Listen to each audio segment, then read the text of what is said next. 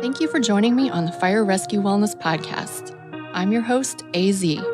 I find the research and resources and then provide the fire service with the so what, now what, to ensure the health and well-being of every member of our profession. Together, let's thrive. You guys, this is incredible. I am recording in person a podcast episode in my kitchen with my friend Vanessa. Vanessa, say hi. Wide. Hello. Oh my goodness. This is a very professional situation. I have a center, what is this thing called? Island. I have an island countertop that you can land a jet airplane on. It is very large. It's substantial. I appreciate it. It's substantial. And we are standing around my island recording a podcast. Vanessa, how are you? I'm doing well. I'm so glad you're here. I drove 6 hours today to get to AZ. Which is why we're standing and not sitting, because I could not take any more time sitting. So here we are. And I had too much homework today and I sat too much myself. So tell me, VFP, first of all, I have gotten to see you twice in 2 weeks. How fun is that? And then we're going to go 6-8 months. I don't know. I haven't done the math. Well, I think I'm going to come to that seminar in June. So, sweet. So 7 months. Yeah. So I'll stop and see Brian Newman, go to the seminar, stop and see you. It'll be a whole thing. It'll be great. It'll be great. Listeners, you can also, Dr. Jenna Yentis talked about that seminar. So I'll link it in the show notes. Anyway, VFP, you have exciting new things to talk about regarding your work group situation. And we're going to link the previous episode so you know what the heck we're talking about. But I want to hear, how is that work group stuff going? Okay. So for those who haven't heard back to the last episode, 2 years ago, essentially almost, I started a work group. So essentially peer fitness trainers, but I didn't send them out.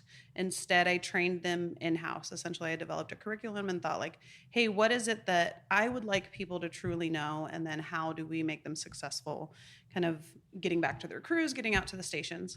And so the reason this is exciting is because last month we finished up our consumption drill.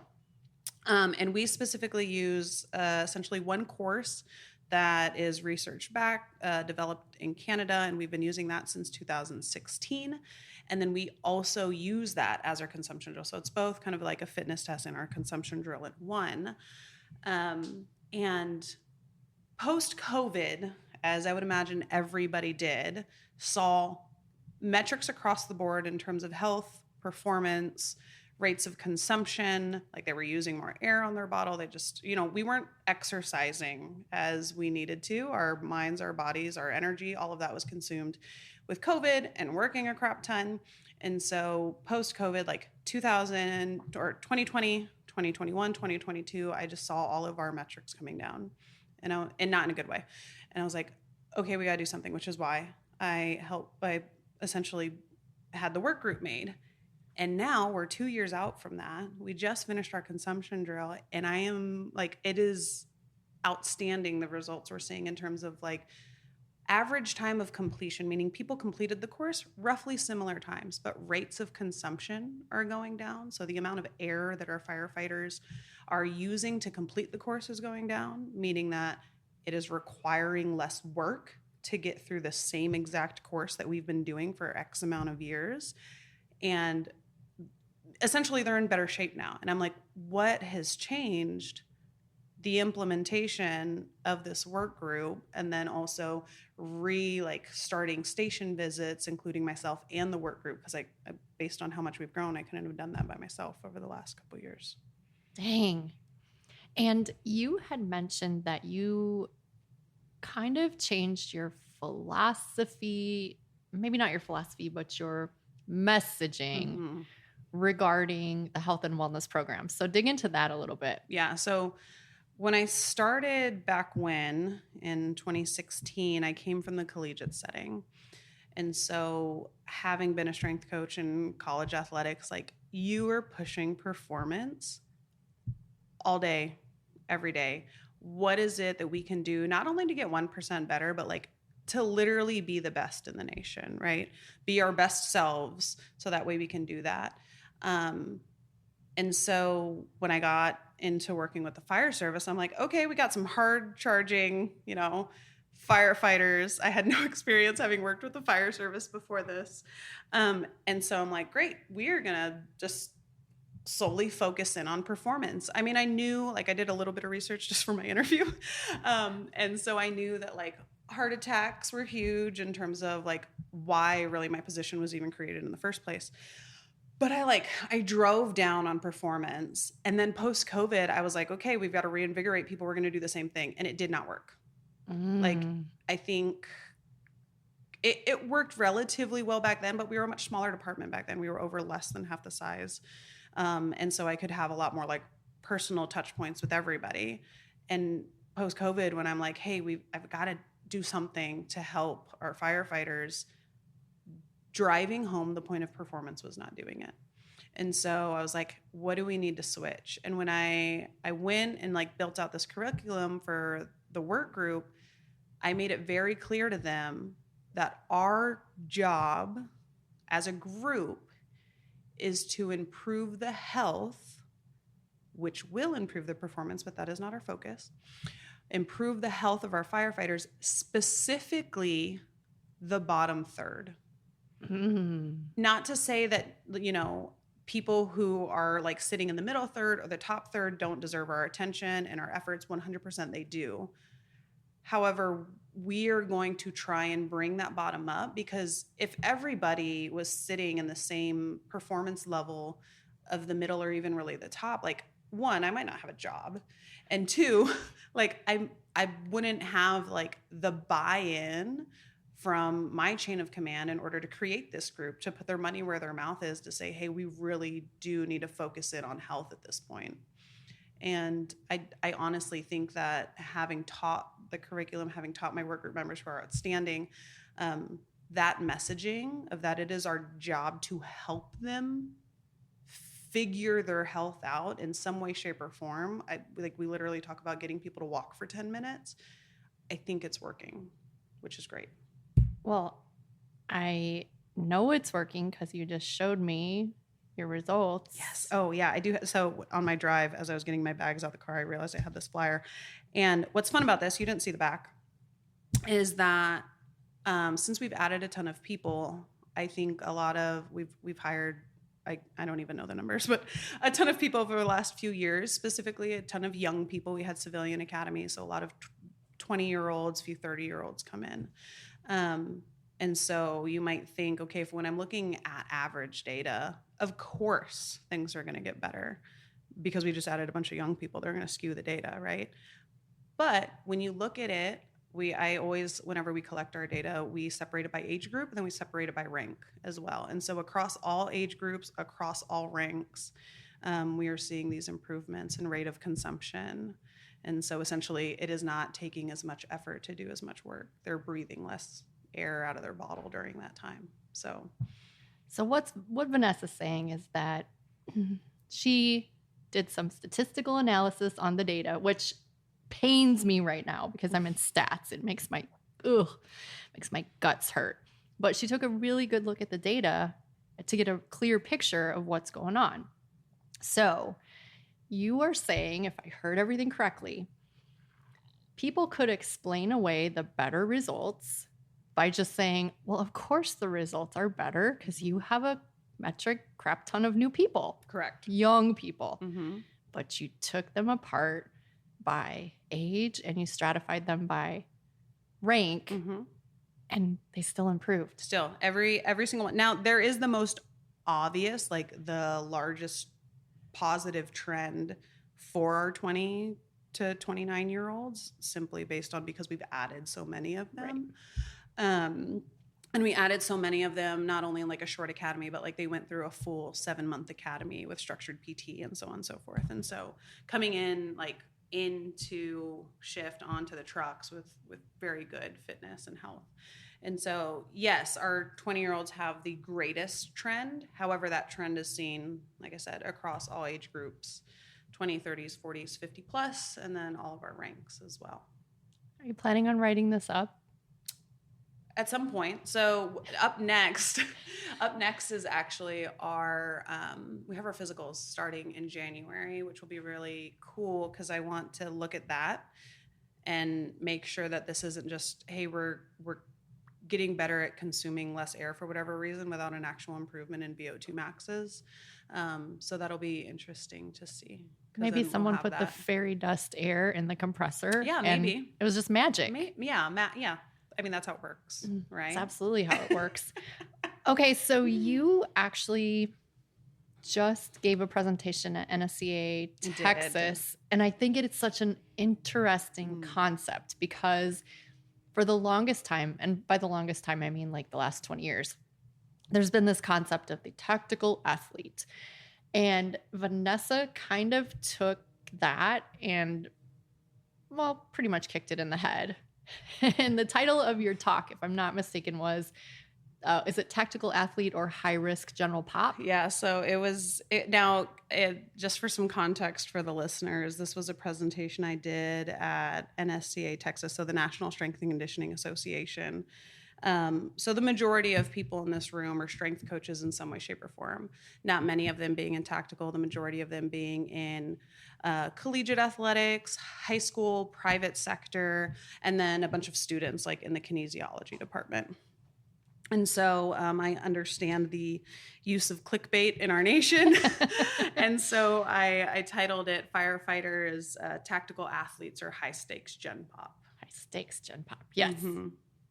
And honestly, I think it went pretty well. And so when I first, like I said, like we talked about kind of this idea that I had coming into the fire service of, you know, they're first responders, they are go-getters, they're the people who are running into burning buildings while I am completely running out and being like, good luck, right?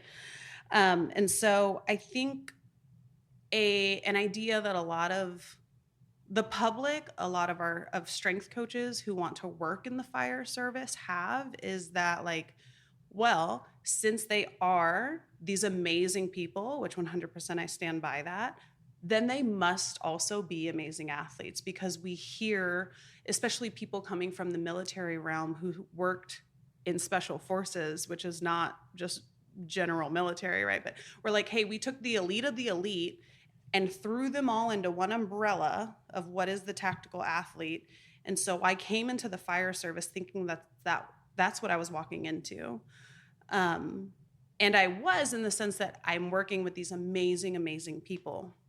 I wasn't in the sense that, like, when I learned more about the fire service, when I got a full grasp of what health looks like in the fire service, in terms of what are we looking at of obesity rates, what about high blood pressure, hyperglycemia, what about metabolic syndrome, so on and so forth, those metrics didn't match that of an athletic population.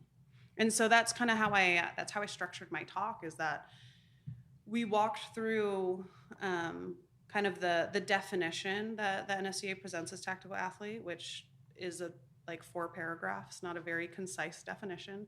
But we walk through the definition of what is an athlete. Like, the root of the word is Greek, and it means achievement or contest. And so there was a beautiful paper done in 2019 that essentially worked to create working definitions of the terms athlete, exerciser, and physically inactive. And so I'd found that paper, and it defined those things on a few different levels. So the first of those was intent, and that the intent of training for an athlete is to improve performance in a very specific domain. And so during my talk, I make the argument of like 100% firefighters need performance. Like, when we're talking about being in gear and throwing a ladder, that's 150 pounds plus of a load carriage, depending on what I have in my pockets, right? When we're talking about being interior, anywhere from 8 to 13 METs of actual work being done. Yes, in the past year, the NFPA has changed their tune a little bit on the standard of VO2 max, but for over the past decade, it has been sitting at 12. And for some context there, like when they've tested collegiate athletes, specifically male, that's where I pulled most of the data since the majority of the fire service is male. But male collegiate athletes, we're looking at 15. Professional soccer players, you're looking at 16. And then the average college student is like 6. So Mets. Yeah, 6 Wow. Mets. And so looking at that, yes, 100% firefighters need performance in their lives in terms of being able to respond to that call, right? And then I pulled some studies in terms of how often firefighters were training. And so back to this paper from 2019 where they made these definitions, they classified athletes in terms of, elite, competitive, and recreational. And so with different time domains, but we'll focus on the bottom level of that in terms of recreational athletes were those who trained with the specific intent of improving performance for a minimum of 4 hours a week. Interesting. Mm-hmm. And so minimum of 4 hours a week.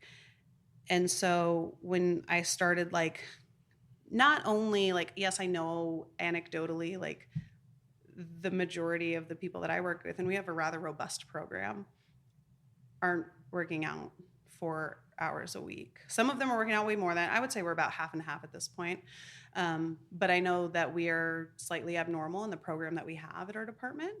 And so, and based on the statistics of the not general population, but the majority of the fire service, like how many people are working out 4 hours a week in the fire service? I'm going to take a gander based on whatever the published. Oh, do you know the answer? I know the answer. How many in the fire service are working out Percentage 4 hours wise a week? Now, granted, again, this was a single published study, but still. 18%. Ooh, that's higher, 14. Really? Mm-hmm. Dang. 14%. Here is a scary one. Okay. 54% working out less than 2 hours a week. Specifically, here we go, I have it in here. 16, the bulk of them, so about 38%, working out between 1 and 2 hours. 17% working out 0. Damn. So 54%, 2 hours or less. That's incredible. Mm-hmm. But also not that surprising. Not that surprising, right? And so again, like now having, almost 9 years now having worked with the fire service, like those statistics don't surprise me. But if you were to tell me those walking in, when I first came in as a strength coach to work with firefighters, those would have blown my mind. Yeah. I had no idea. Now, with some experience, I know. And so not only simply based on volume do the majority of firefighters not meet that recreational athlete criteria, we can also bring it back to intent. So we said the intent of training, of exercise for an athlete was to improve performance. And during my talk, I talk about times where I do that a lot, like specifically in an academy setting. Hey, we have got to get your performance on par, or guess what? You're not getting on a truck, right? When you are a probie, we're going to test out your performance to make sure that what we built is serving you in the field, right? Now that you're actually learning to be on shift. Now, post-probie year, the beginning of being a firefighter, we're also modifying that now. Like you are having to adjust to what is non-probie life as a firefighter, and we're talking about your health and your performance. I've met over the past 2 weeks, I've met with quite a few of our younger firefighters talking about nutrition and training and like really trying to modify that now that they're out of like essentially like, let your wings fly in terms of health and performance. And so that accounts for the first 2 years of their career. What about the other 23 to 28? Right? That's when I start talking about health. Dang. Because if we look at the definition or the intent of training for an athlete was to improve performance. Again, based on the working definition of the literature, the intent of exercise for an exerciser is to improve health, to improve physical appearance, and to improve general fitness. To make us dead sexy. Yeah, pretty much. And like the conversations that I have with the majority, not again, this isn't everybody, but the majority of conversations that I have with people, particularly those who aren't in the very beginning stages of their career, it's about, hey, I don't really like the way I look after I've gained a couple pounds. I would like to change that. Hey, after my physical, my blood work doesn't look that great. I would like to change that.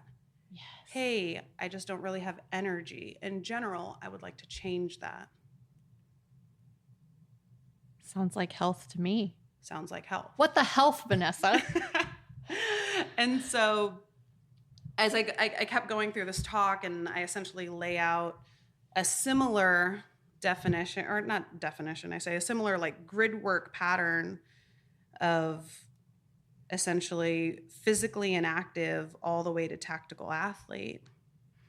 In that it's like, okay, if I'm working out less than 2 hours a week, I'm considered, like from a coach's perspective, I'm considering you physically inactive. So what are our goals? Our goals are sustainability and consistency. I don't care what you do. You secretly love Zumba. I promise I won't tell anybody. You go to Zumba. No, not Zumba. The one with the sticks. I don't know Pound. what that's called. Pound. Yes. Okay? Love it. Love that for you. Okay. I'll do it with you. Yeah. Right. Because if we're talking about 17% is doing nothing, and like whatever the math comes out to, what, 38, 37%, total of 54% is physically inactive. I don't care what you choose. Mm-hmm. I don't care if it is cardio knitting. Yeah. If it is the most like suboptimal training methodology, like if I had a picture up there, I was like, if you want to go to the gym and do curls for an hour, we'll talk about, after you've established consistency, then we'll talk about changing your training. But in terms of your health and your career longevity, I need you to just do something. Yeah. And so then, okay, if I went from physically inactive, now I'm an exerciser. I'm working out somewhere between 2 or 3 times a week.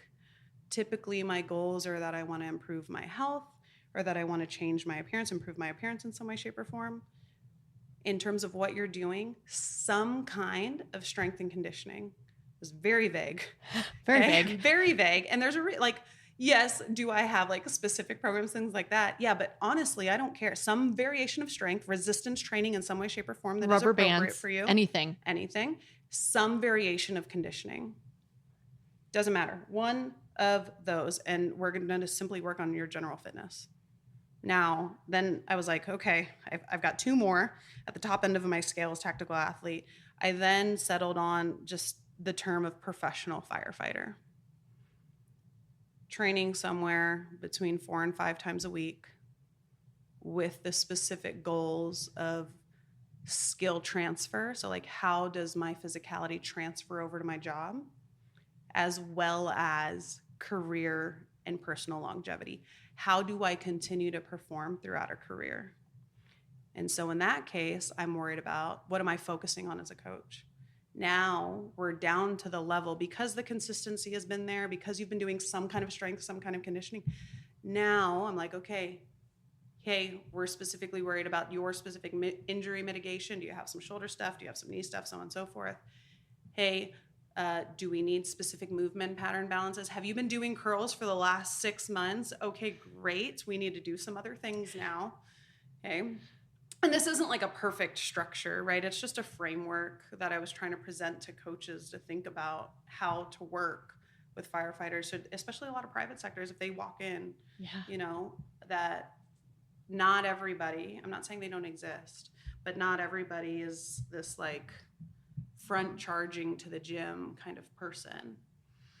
And then at the top end of that scale is where I put tactical athlete. Training 6 or more hours a week, okay? The goals being wanting to push performance, either from an internal battle of like, hey, it's not like, hey, I want to be good at my job. It's like, I want to push to the nth degree because that's what I like. Either I like to compete against myself, or I'm somebody who's involved in external competition in some way, shape, or form. Like, there is a specific mentality around that. And that is where I'm like, hey, you're to a point where your training is so consistent. We're talking about very specific demands. you're a power lifter and you want to work on that specifically, not necessarily because I want to be the best power lifter for my job and have those abilities, but I want to be the best power lifter I can be. That's all the way at the top of the end of the scale of like, what are we focusing on? That is where a ton of nuance, and that's where I'm going to start talking about your not only your loading patterns, but like, how are we navigating your training schedule to get the most out of training? Because again, we are pushing performance to the max at that point, which when we're talking about an exerciser or a professional firefighter who takes their health seriously, their performance and their job seriously, I'm not pushing to the nth degree. But if you're somebody who like truly gives a shit about performance because that's who you are and you enjoy it for whatever reason, then I can get down to the nitty gritty. But for the vast majority of people, you don't have to.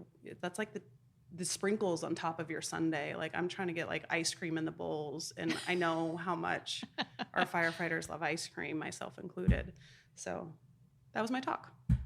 It was so good. I'm so glad I didn't even have to drive to Texas to hear it. Like, it just saved you a ton of time. Gave it to you in 10 minutes.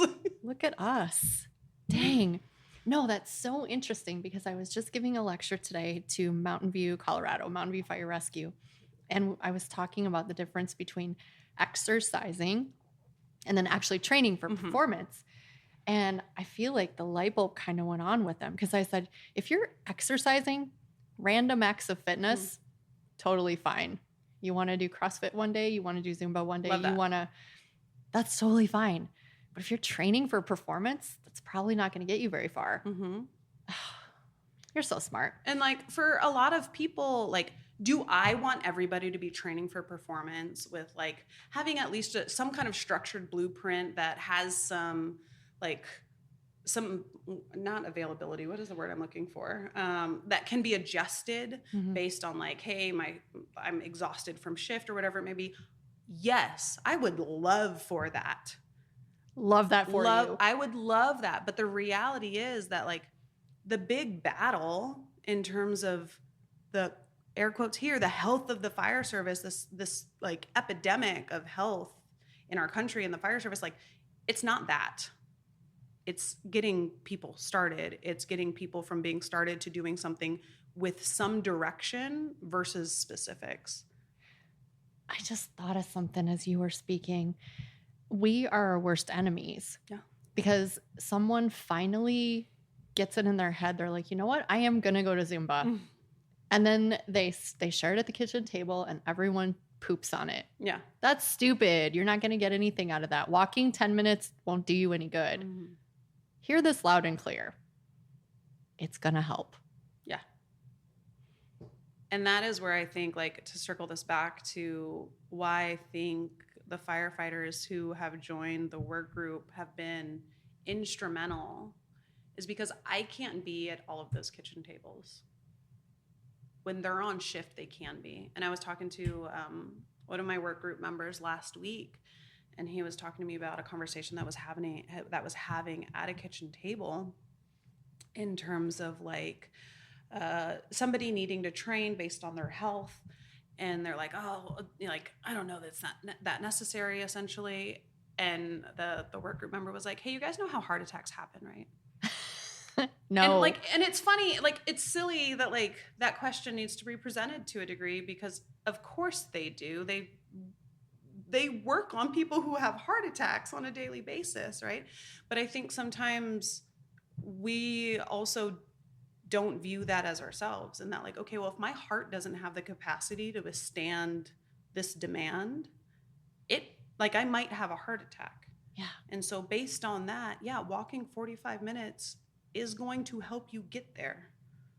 There's a ton of science behind it. And so it's like, it's this beautiful thing that, again, I really tried to teach the members of my work group, like, hey, how are we having these conversations? What is the baseline? We want everybody to go home. We have like an unwritten rule, and it's unwritten just because I don't think it's technically in policy, but like everybody in our leadership is number one rule: nobody dies at work. Good rule. Good rule. Thanks, Chief. I like that one, Chief Nick. Outstanding rule, right? outstanding rule. And I take that to heart too, in terms of like, that means we get everybody healthy enough that they are not dying at work. Are they the most outstanding performer?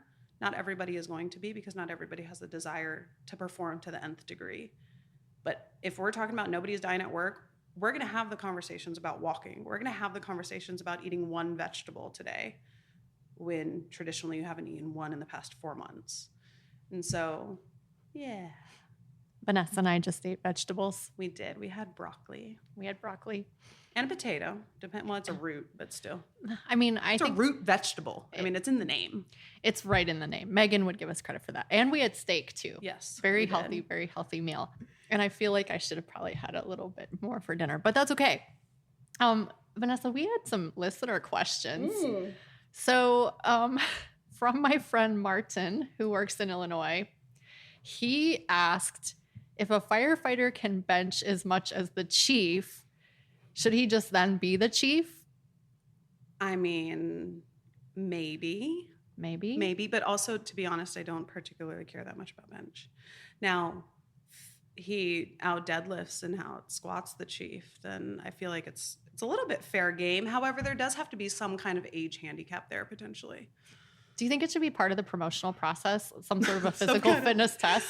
So, I mean, like, I'm not like deadlift and bench, but potentially, I mean, as part of, now it's by no means part of our promotional process per se, but everybody does go through our fitness assessments, our fitness benchmarks throughout the year.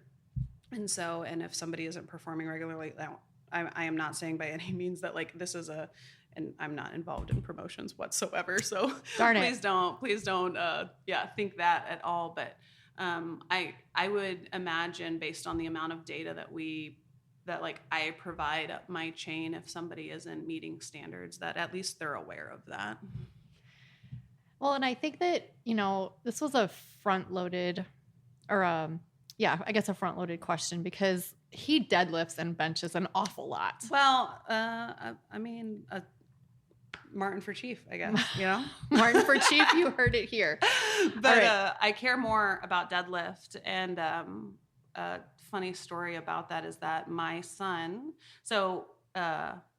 name is Mateo.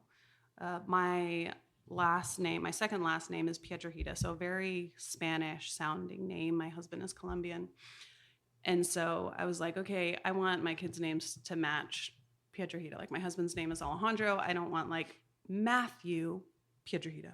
And so Bob. Yeah, like Bob. So like, we were pretty convinced early on that my son's name was going to be Mateo, but we were doing a fitness assessment one year, and I bet one of our lieutenants at the time, his name is Doug. Silly strong, country strong, ridiculously Farm boy strong. Okay. And I was sitting there. I would have been like 6 months pregnant at the time, sitting on a box in the gym. I said, Doug, if you deadlift 500 pounds, I will name my son Doug. And he was like, for real? And I said, yeah, 500 pounds, let's go. And so he's like warming up. He's deadlifted over 4 before, so this isn't like a crazy number that I'm throwing out. So your listeners are like, oh my God, Vanessa, you're going to hurt him. No. And so he's throwing away. He's like hitting 405. I'm like, okay, that looked outstanding. Let's add some weight. We're sitting at like, okay, 435, gets up to 465. Oh. And I see the bar loaded, and I'm like, oh my gosh, he's not that far from 500. And I'm going to name my Mateo Doug. Is going to be named Doug. But he got 465. But his technique broke down enough that I was like, Doug, you were done. No Doug Piadrahita today, which, love Doug, but also really happy my son's name is Mateo. Mateo sounds so much better. So much better. And then we had another listener question. I texted it to you because I knew I wouldn't remember what it was. I can find it.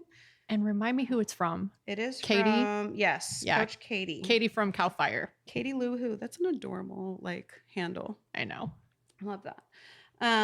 she said, how do you manage the high impact demands of the job with your fitness programming? Good question, Katie. And so this is kind of funny in that this kind of ties into the talk that I gave in Fairfax a little bit. So Annette and I were both in Fairfax last week for a female first responder seminar, and I gave a talk on, what did I title it? Her performance for the long haul. And essentially talked about allostatic load, and which is the cumulative burden of stress on our bodies. And so just on a baseline level, firefighters are going to have a higher allostatic load than somebody who is not a first responder. Someone named Doug, who's an accountant. Well, yeah, but Doug was a firefighter. But right, but somebody who gets to sleep in their own bed every night, somebody who isn't at the drop of the relay having to respond to the public, so on and so forth. And so talking about allostatic load, in that there are times where we will need to decrease our training program in some way, shape, or form. And so in general, first, what I do like to do is if I'm training, if I'm writing programming, I write in strength workouts. So when lifting, I write in reps and reserve. Me too. So what that means is, like, let's say that I was doing a set of 5 back squat or something like that. So it'd be like back squat, 5 reps, 2 to 3 reps in reserve, meaning I'm choosing a weight that I could squat 5 times, but if I needed to, I could do another 2 or 3. Not more than that. And that, like, I'm not doing more. I don't feel like I could do 5 more, but I could definitely do another 2. And the reason I love that is because it allows for self-adjusting. In that, like, hey, I come off a rough shift, then I still want to get my strength work in. I still want to get a workout in. I want to build that consistency and not fall into physically inactive, right? But there's no way I'm squatting the weight that I did 2 weeks ago or whatever. That's cool. Let's take the win in that whatever weight you're choosing today, again, is simply based on reps in reserve. Yeah. So I love doing that. And then for conditioning sessions, I do use RPE. And I created, I'll have to show it to you, but I created a conditioning RPE chart based on fire drills.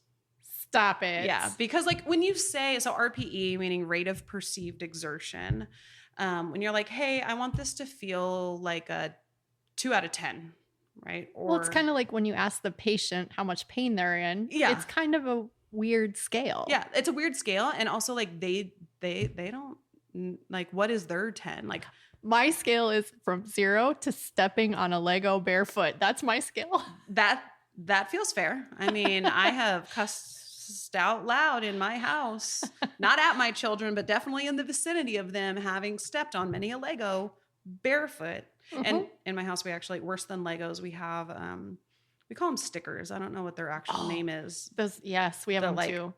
They are spiky, and, like, so I moved out onto, like, some country land, and oh my gosh, they are so hard that they break off into my foot. Like, I'm ending up with splinters from these stickers.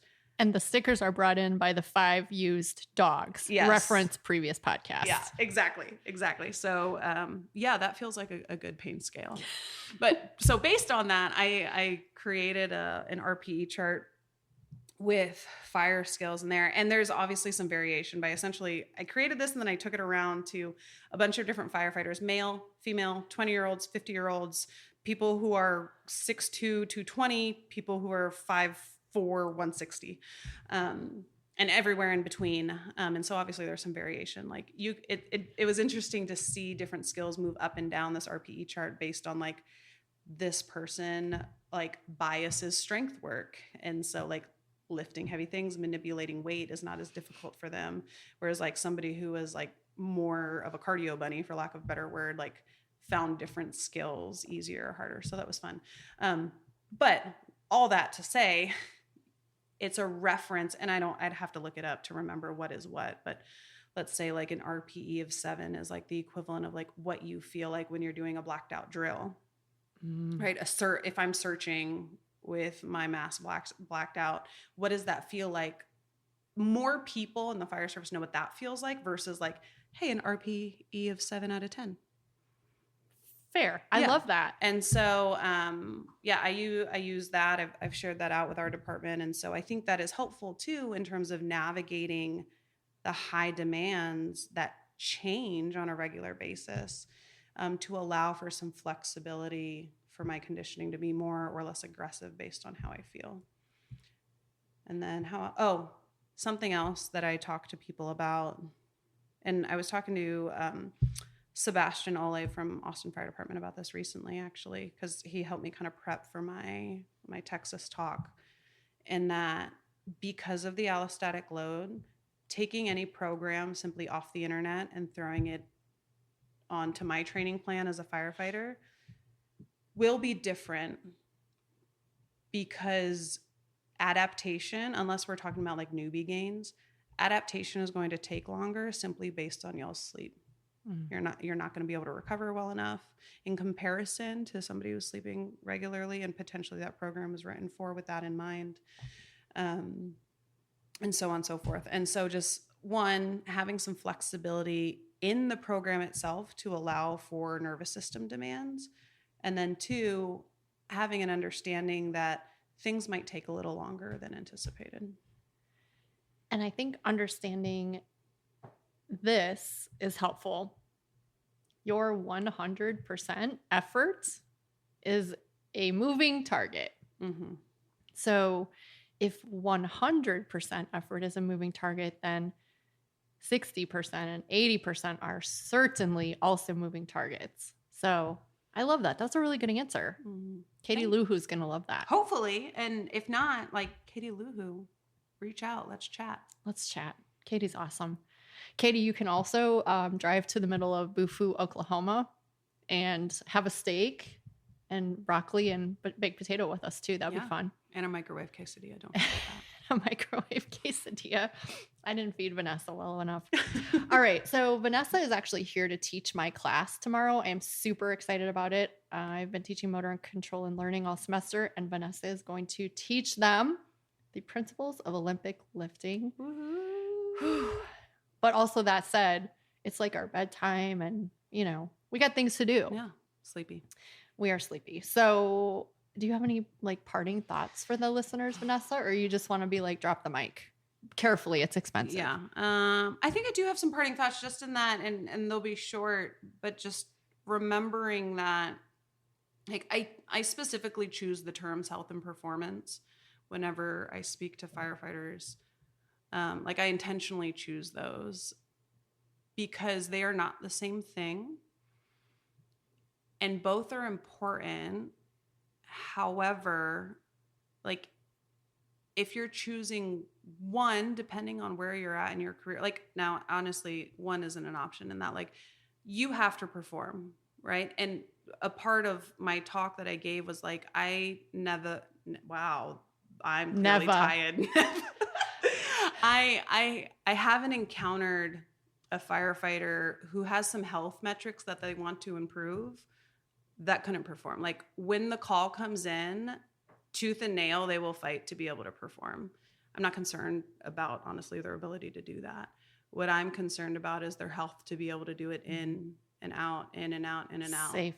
Safely for decades. Yeah. And that is health. Mm-hmm. And so I think both health and performance are important.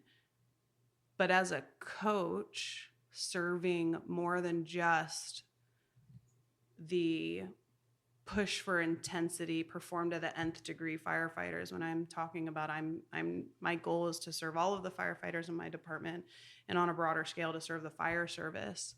That conversation is in health. Dang. That was pretty profound, Vanessa. Thanks. I'm so excited that you're here. Also parked in my driveway currently. What did you call that thing again? Oh, I called it my go-kart. Vanessa drove the Pflugerville go-kart to my house. I'm just so happy that you're here. Thank you for that. Yeah. Thank you for driving, and Thanks, Chief Nick, for loaning her to me. I certainly appreciate it. And I think we can drop the mic. Game on. All right. AZ VFP officially out. Boom.